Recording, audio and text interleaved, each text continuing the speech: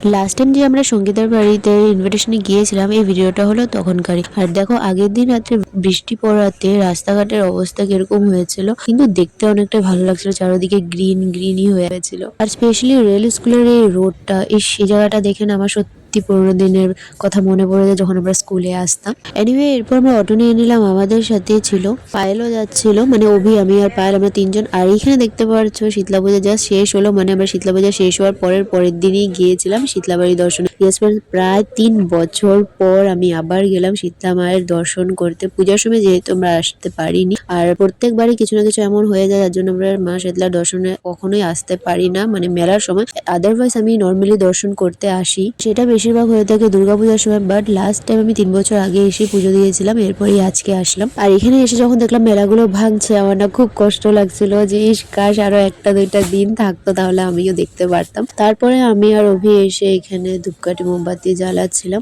এই শীতলা পূজাটা কিন্তু ওয়ার্ল্ডের সবচেয়ে বিগেস্ট শীতলা পূজার মধ্যে ধরা হয় কি ওয়ার্ল্ডের সবচেয়ে বিগেস্ট শীতলা পূজা হয়।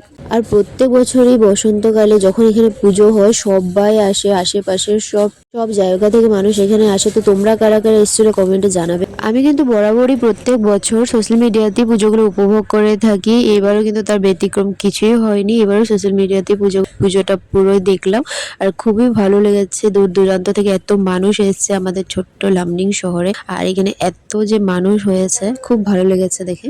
বাস মনের মধ্যে একটাই আফসোস যে আমি কেন আসতে পারলাম না, বাট ট্রাই করবো নেক্সট ইয়ার। প্রত্যেক বছরই এটাই বলে থাকি যে নেক্সট ইয়ার, কিন্তু নেক্সট ইয়ার আমার লাইফে কখনোই আসে না। বাট এবার মার থেকে প্রার্থনা করে যাচ্ছে যে নেক্সট ইয়ার আমি যাতে এখানে আসতে পারি। হোপফুলি সময়টা মিলে যাবে আমাদের, মানে কোনো না কোনো মতে মানে সময়টা হয়ে ওঠে না। সংক্রান্তি আর শীতলা পূজায় বরাবরই একসাথে পড়ে যায়, তার জন্য আমরা মিলাতে পারি না আর কি।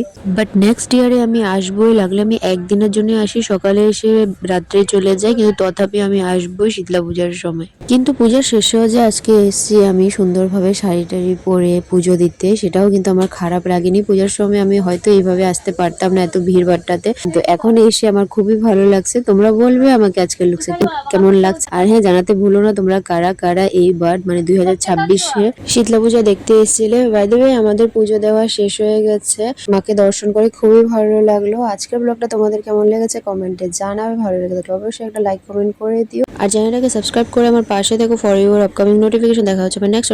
Till now stay happy by.